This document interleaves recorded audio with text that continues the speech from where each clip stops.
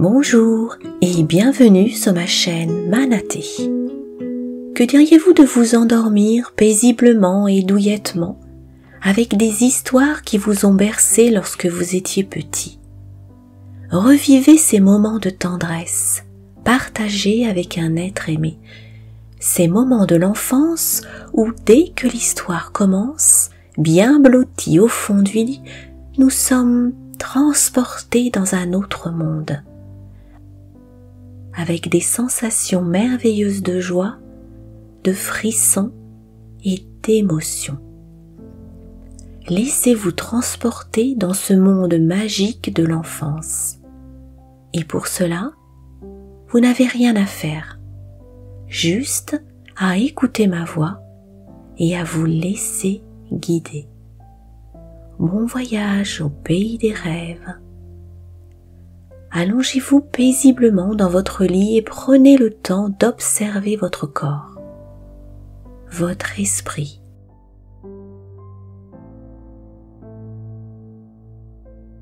Je vais vous demander de fermer les yeux ou de laisser vos yeux se fermer tout seuls.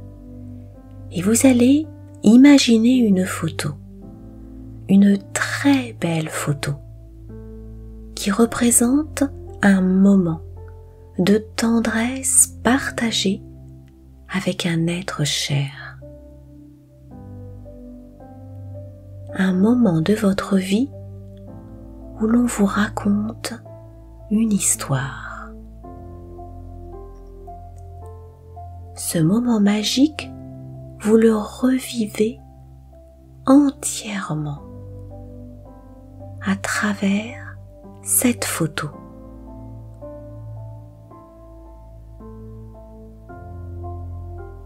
Vous vous voyez, mais vous apercevez également la personne qui vous raconte l'histoire,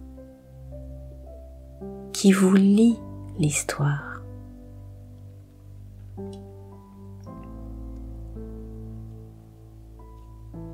Vous y mettez le plus de détails possible. Vous revoyez le lieu où a été prise cette photo. Vous reconnaissez chaque détail de ce lieu.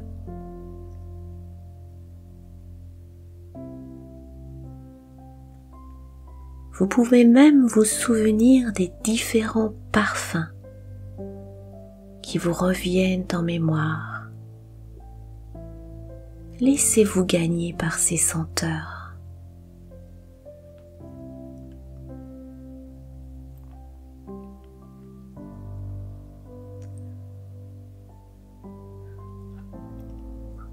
Vous entendez de nouveau cette voix qui vous racontait ces histoires. Vous vous imprégnez de cette douce mélodie. Vous souriez. Vous êtes si bien.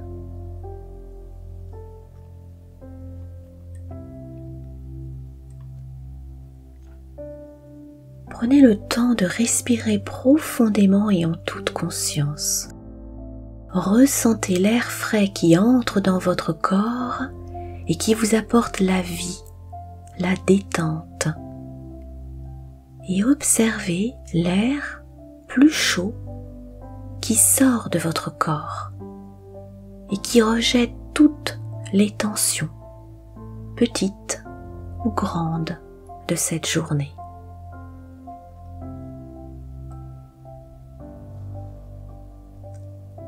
Recommencez, suivez le chemin de cet air frais qui entre dans votre corps et qui déjà vous permet de vous relaxer. Observez le parcours de votre expire. Vivez pleinement cette sensation qui éloigne loin, très loin de vous, toutes ces pensées négatives qui vous encombrent. Laissez-les partir avec joie et souriez. Souriez à la vie.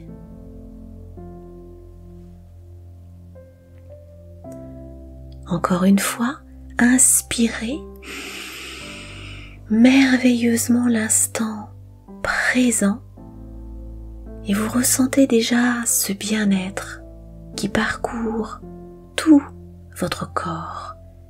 Aidez-nous un à un toutes les petites tensions de la journée.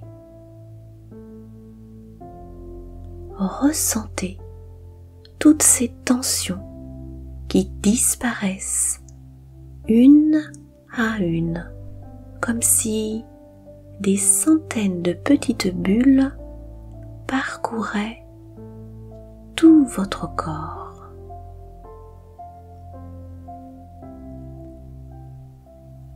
Vivez cette félicité, ce merveilleux plaisir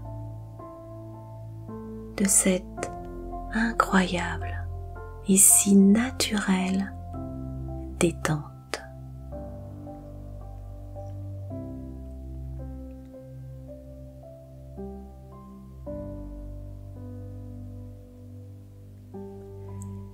Et expirez. Expirez longuement et en toute conscience tout ce que vous ne souhaitez pas garder en vous. Et regardez-les partir. Suivez leur parcours jusqu'à ce qu'ils disparaissent loin, loin à l'horizon.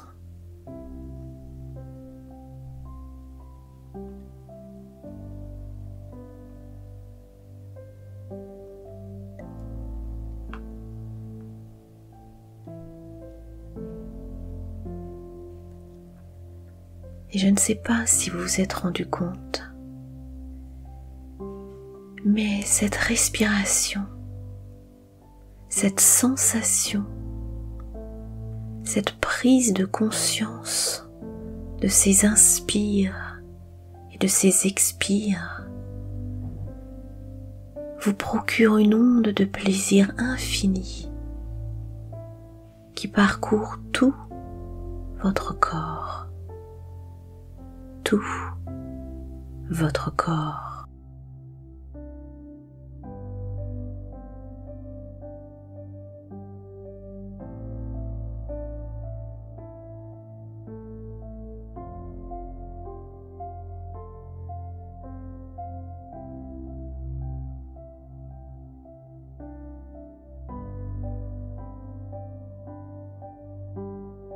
Vous sentez votre corps devenir lourd, si lourd sur le support.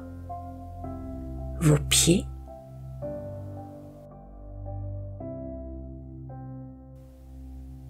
vos jambes,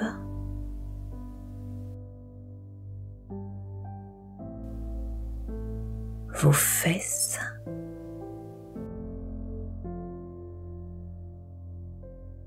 vos hanches,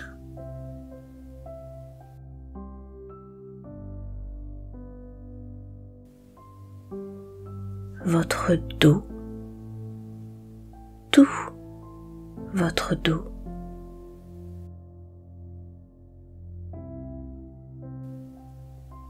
vos épaules,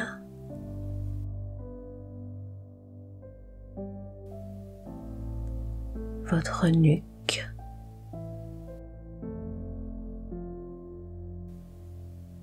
votre tête. Vous vous enfoncez délicieusement et douillettement au creux de votre lit, comme lorsque vous étiez enfant et que vous attendiez avec impatience une histoire. Ce moment de tendresse partagée est si précieux. Vous êtes si bien. Plus rien n'a d'importance que l'instant présent.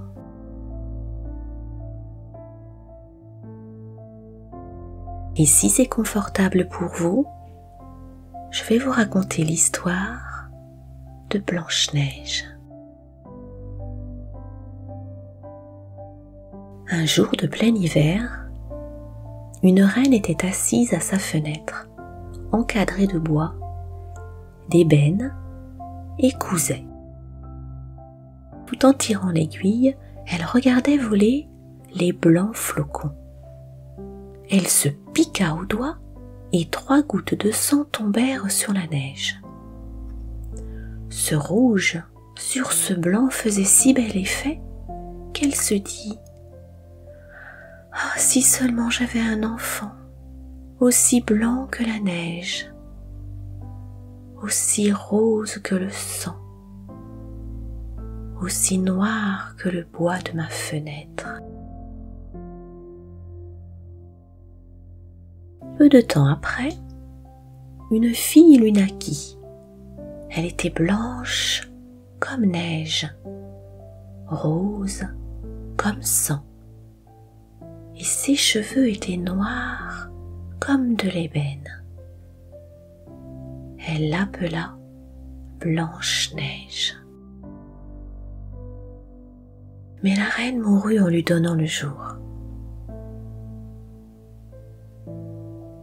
Au bout d'une année, le roi épousa une autre femme. Elle était très belle, mais elle était fière et vaniteuse et ne pouvait souffrir que quelqu'un la surpassât en beauté. Elle possédait un miroir magique. Quand elle s'y regardait en disant « Miroir, miroir joli, qui est la plus belle au pays ?» Miroir répondait « Madame la reine, vous êtes la plus belle au pays. » Et elle était contente. Elle savait que le miroir disait la vérité. Cependant, Blanche-Neige grandissait et devenait de plus en plus belle. Quand elle eut atteint ses 17 ans, elle était déjà plus jolie que le jour et plus belle que la reine elle-même. Un jour que celle-ci demandait au miroir « Miroir, miroir joli, qui est la plus belle au pays ?» Celui-ci répondit « Madame la reine, vous êtes la plus belle ici. Mais Blanche-Neige est encore 1000 fois plus belle. » La reine en fut épouvantée. À partir de là, chaque fois qu'elle apercevait Blanche-Neige, son cœur se retournait dans sa poitrine tant elle éprouvait de la haine à son égard. Elle en avait perdu le repos, le jour et la nuit. Elle fit venir un chasseur et lui dit « Emmène l'enfant dans la forêt. Je ne veux plus la voir. Tue-la et rapporte-moi, pour preuve de sa mort, ses poumons et son foie. » Le chasseur obéit et conduisit Blanche-Neige dans le bois. Mais quand il eut dégainé son poignard pour en percer le cœur innocent de la jeune fille, celle-ci se mit à pleurer et dit « Oh, cher chasseur, laisse-moi la vie, je m'enfoncerai au plus profond de la forêt, je ne rentrerai jamais à la maison. » Le chasseur eut pitié d'elle et dit « Sauve-toi, pauvre enfant. » Mais il songeait, les bêtes de la forêt auront tôt fait de la dévorer. Un marcassin passait justement. Le chasseur le tua de son poignard, prit ses poumons et son foie, et les apporta à la reine comme preuve de la mort de Blanche-Neige. Le cuisinier reçut ordre de les apprêter, et la méchante femme les mangea, s'imaginant qu'ils avaient appartenu à Blanche-Neige. La pauvre petite, elle, était au milieu des bois, toute seule. Sa peur était si grande qu'elle regardait toutes les feuilles de la forêt. Sans savoir ce qu'elle allait devenir, elle se mit à courir sur les cailloux pointus et à travers les épines.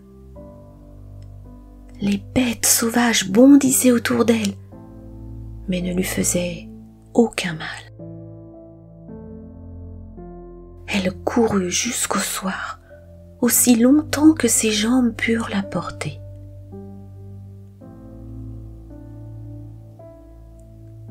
Elle aperçut alors une petite maison et y pénétra pour s'y reposer. Dans la maisonnette, tout était minuscule, gracieux et propre.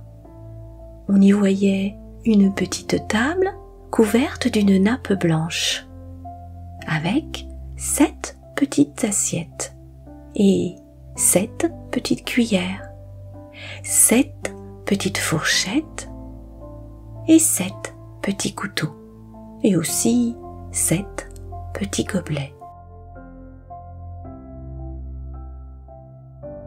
Contre le mur, il y avait 7 petits lits alignés les uns à côté des autres et recouverts de draps tout blancs. Blanche-Neige avait si faim et si soif qu'elle prit dans chaque assiette un peu de légumes et de pain et but une goutte de vin dans chaque gobelet, car elle ne voulait pas manger la portion tout entière de l'un des convives.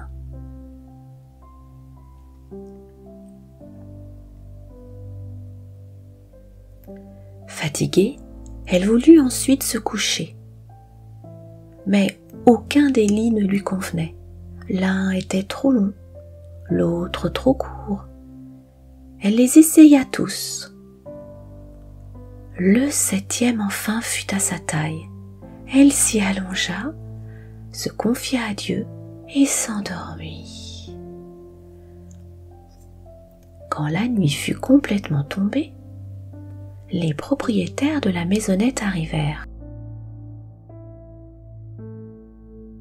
C'étaient 7 nains qui, dans la montagne, travaillaient à la mine.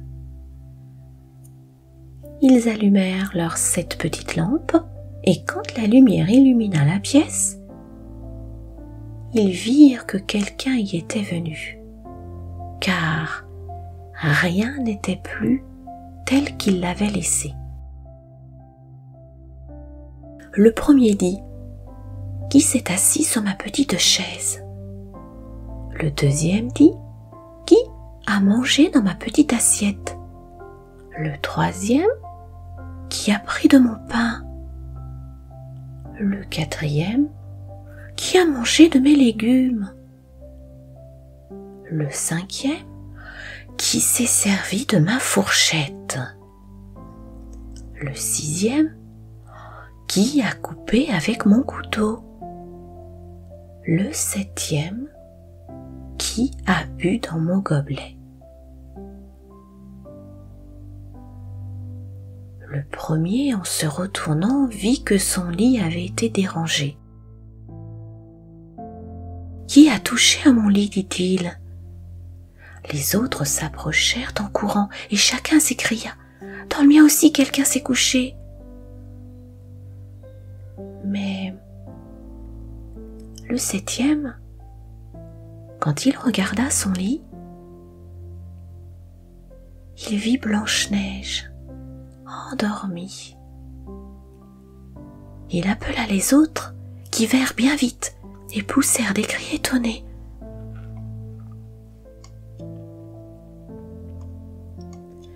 Ils prirent leurs 7 petites lampes et éclairèrent le visage de Blanche-Neige. « Oh, que cet enfant est joli !» Ils en eurent tant de joie qu'ils ne l'éveillèrent pas et la laissèrent dormir dans le petit lit. Le 7e des nains coucha avec ses compagnons, 1 heure avec chacun. et la nuit passa ainsi. Au matin, Blanche-Neige s'éveilla. Oh! Quand elle vit les 7 nains, elle s'effraya. Mais ils la regardaient avec amitié et posaient déjà des questions. « Comment t'appelles-tu » ? « Je m'appelle Blanche-Neige, répondit-elle. « Comment es-tu venue jusqu'à nous » ? Elle leur raconta que sa belle-mère avait voulu la faire tuer, mais que le chasseur lui avait laissé la vie sauve et qu'elle avait ensuite couru tout le jour jusqu'à ce qu'elle trouvât cette petite maison. Les nains lui dirent : « Si tu veux t'occuper de notre ménage, faire à manger, faire les lits, laver, coudre et tricoter, si tu tiens tout en ordre et en propreté, tu pourras rester avec nous et tu ne manqueras de rien. » « D'accord, d'accord, de tout mon cœur, dit Blanche-Neige. Et elle resta auprès d'eux. Elle s'occupa de la maison. Le matin, les nains partaient pour la montagne et ils arrachaient le fer et l'or. Le soir, ils s'en revenaient et il fallait que leur repas fût prêt. Toute la journée, la jeune fille restait seule. Les bons petits nains l'avaient mise en garde. « Méfie-toi de ta belle-mère. Elle saura bientôt que tu es ici. Ne laisse entrer personne. » La reine, cependant, après avoir mangé les poumons et le foie de Blanche-Neige, s'imaginait qu'elle était redevenue la plus belle de toutes. Elle se mit devant son miroir et demanda : « Miroir, miroir joli, qui est la plus belle au pays ?» Le miroir répondit : « Madame la reine, vous êtes la plus belle ici, mais par-delà les monts d'airain, auprès des gentils petits nains, Blanche-Neige est 1000 fois plus belle. »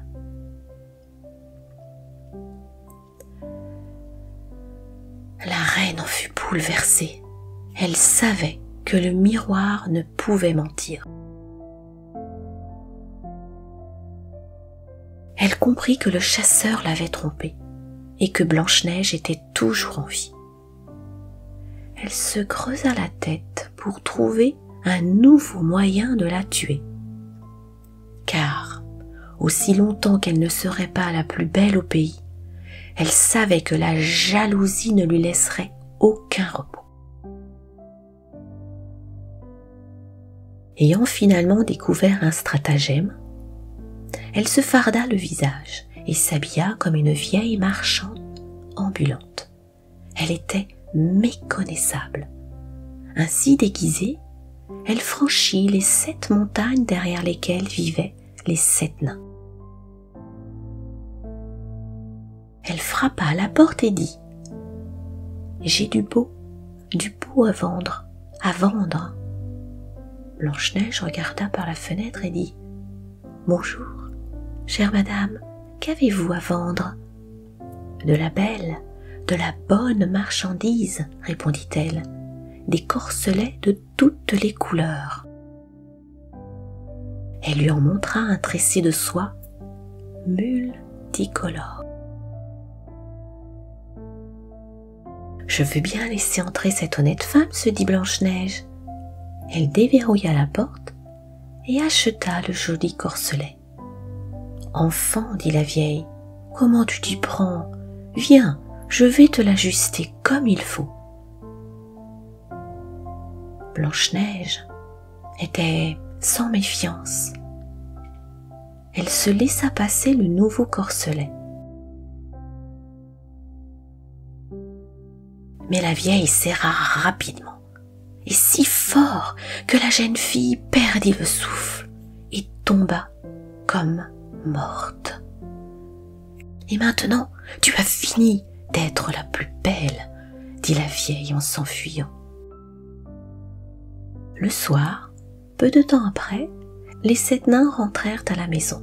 Oh, quel effroi fut le leur lorsqu'ils virent leur chère Blanche-Neige étendue sur le sol, immobile et sans vie. Ils la soulevèrent et virent que son corselet la serrait trop. Ils en coupèrent vite le cordonnet. La jeune fille commença à respirer doucement. Et peu à peu, elle revint à elle. Quand les nains apprirent ce qui s'était passé, ils dirent « La vieille marchande n'était autre que cette mécréante de reine. Garde-toi de laisser entrer quelqu'un quand nous ne sommes pas là. »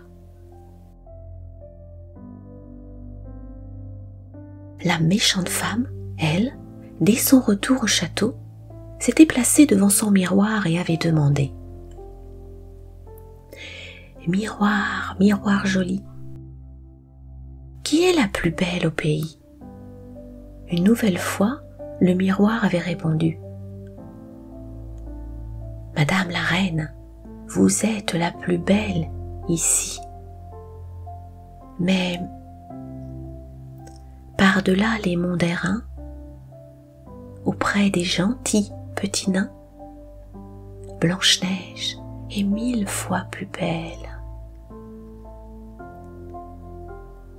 Quand la reine entendit ces mots, elle en fut si bouleversée qu'elle sentit son cœur étouffé. Elle comprit que Blanche-Neige avait recouvré la vie. « Eh bien, dit-elle, je vais trouver quelque moyen qui te fera disparaître à tout jamais. » Par un tour de sorcellerie qu'elle connaissait, elle empoisonna un peigne. Elle se déguisa à nouveau et prit l'aspect d'une autre vieille femme.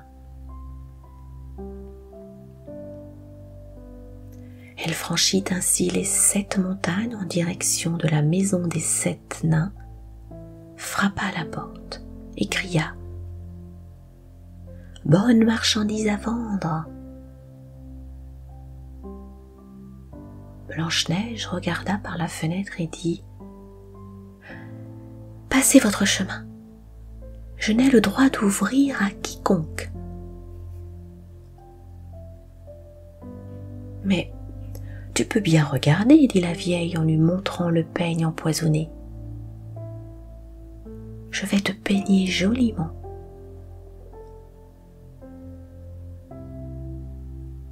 La pauvre Blanche-Neige ne se douta de rien et laissa faire la vieille.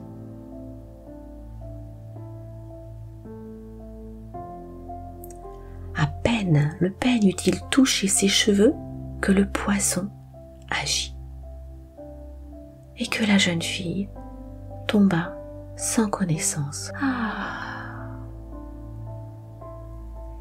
Et voilà, dit la méchante femme, c'en est fait de toi, prodige de beauté. Et elle s'en alla.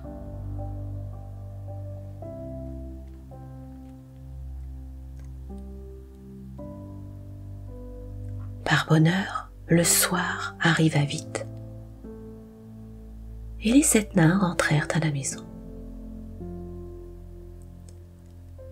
Quand ils virent Blanche-Neige étendue comme morte sur le sol, ils songèrent aussitôt à la marâtre, cherchèrent et trouvèrent le peigne empoisonné. Dès qu'ils l'eurent retiré de ses cheveux, Blanche-Neige revint à elle et elle leur raconta ce qui s'était passé.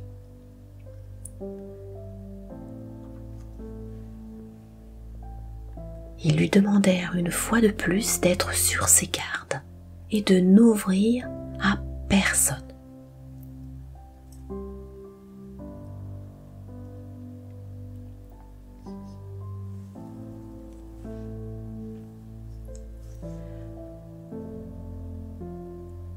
Rentrée chez elle, la reine s'était placée devant son miroir et avait demandé « Miroir, miroir joli, qui est la plus belle au pays ?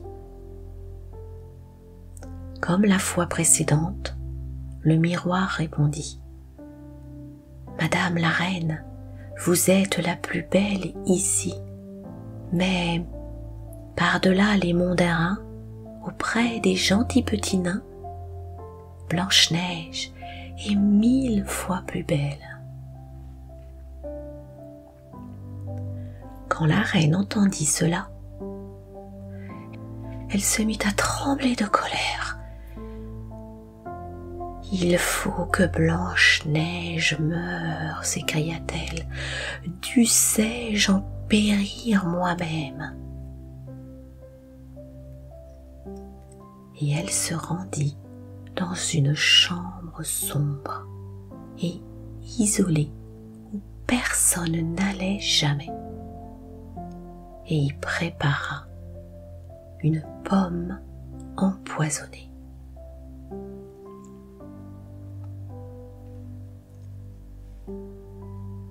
Extérieurement, elle semblait belle, blanche et rouge, si bien qu'elle faisait envie à quiconque la voyait. Mais il suffisait d'en manger un tout petit morceau pour mourir. Quand tout fut prêt, la reine se farda le visage et se déguisa en paysanne. Ainsi, transformée, elle franchit les 7 montagnes pour aller chez les 7 nains. Elle frappa à la porte.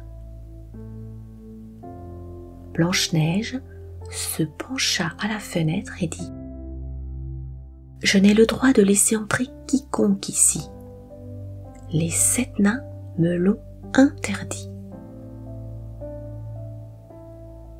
« D'accord, » répondit la paysanne. « J'arriverai bien à vendre mes pommes ailleurs. Mais je vais t'en offrir une. » « Non, » dit Blanche-Neige. « Je n'ai le droit d'accepter quoi que ce soit. »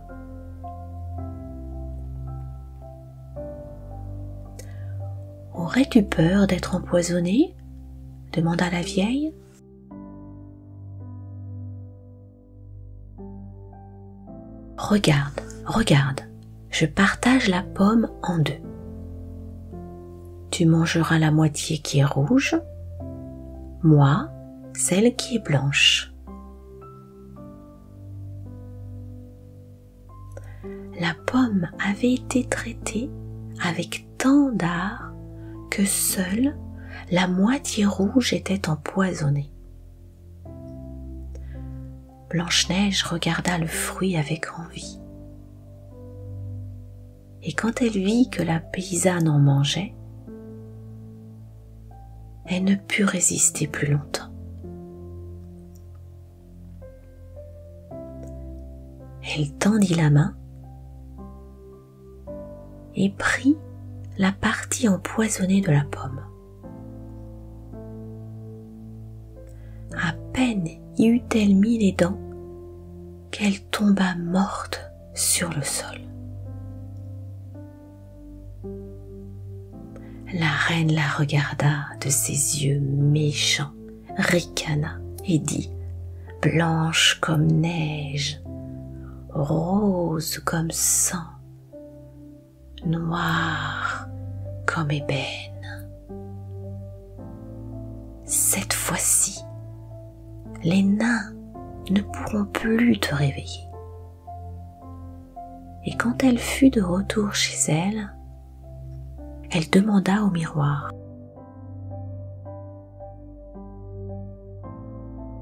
« Miroir, miroir joli, qui est la plus belle au pays ?» Celui-ci répondit enfin: « Madame la reine, vous êtes la plus belle au pays. » Et son cœur jaloux trouva le repos. pour autant qu'un cœur jaloux puisse trouver le repos. Quand, au soir, les petits nains arrivèrent chez eux, ils trouvèrent Blanche-Neige étendue sur le sol, sans souffle. Ils la soulevèrent, cherchèrent s'il y avait quelque chose d'empoisonné, défirent son corselet, coiffèrent ses cheveux, la lavèrent avec de l'eau et du vin, mais rien n'y fit. La chère enfant était morte, et morte elle restait. Ils la placèrent sur une civière, s'assirent tous les 7 autour d'elle et pleurèrent 3 jours durant.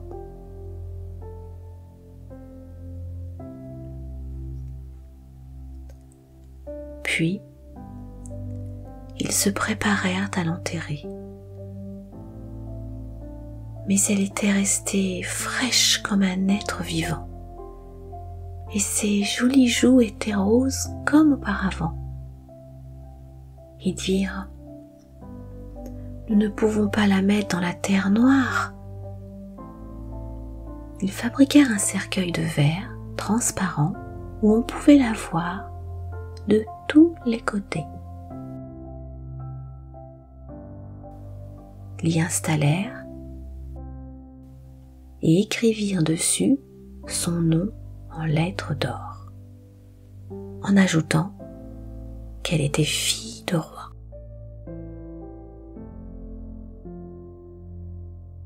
Ils portèrent le cercueil en haut de la montagne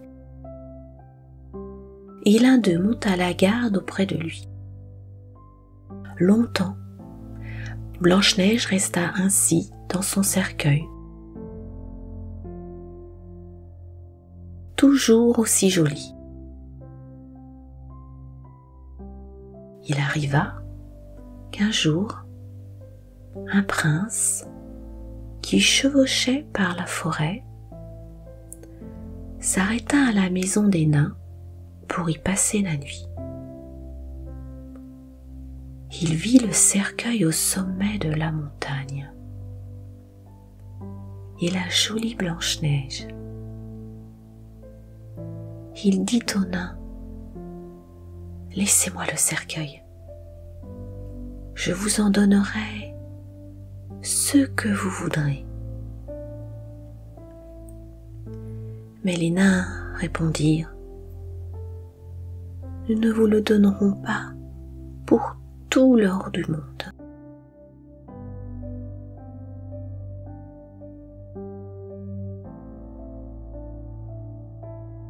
Il dit : « Alors, donnez-le-moi pour rien, car je ne pourrai plus vivre sans voir Blanche-Neige.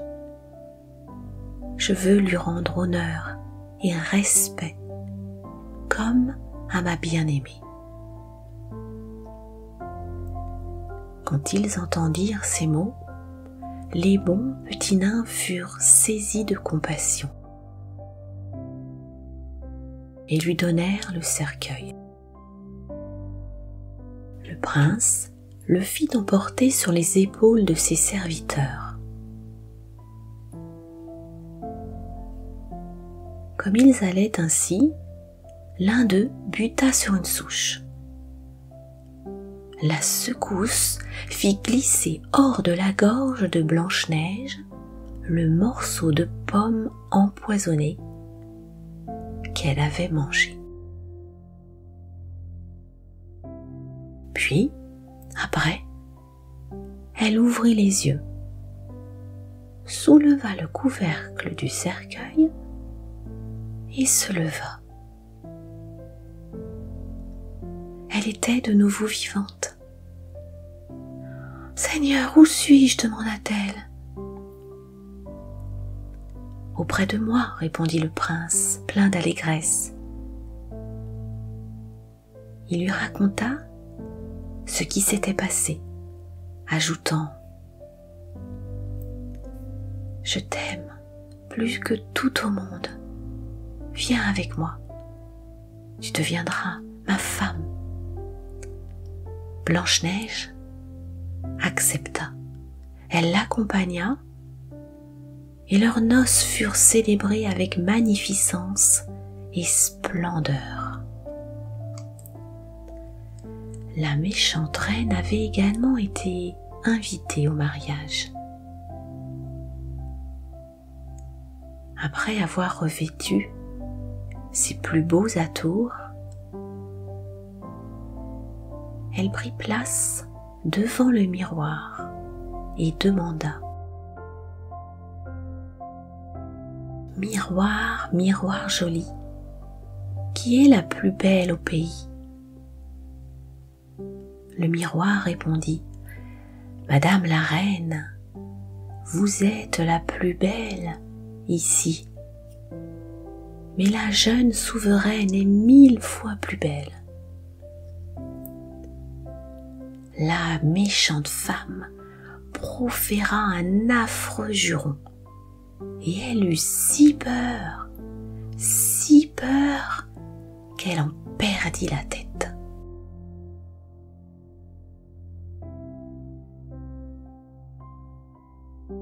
Mon histoire est terminée. Je vous souhaite une merveilleuse nuit. Demain matin, vous vous réveillerez en pleine forme, ressourcé, heureux, heureuse de vivre et de profiter de l'instant présent.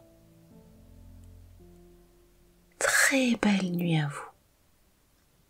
Si cette hypnose accompagnée de cette belle histoire vous a plu, n'hésitez pas à vous abonner, à cliquer sur le pouce bleu et à la partager afin de m'aider à poursuivre cette aventure avec vous.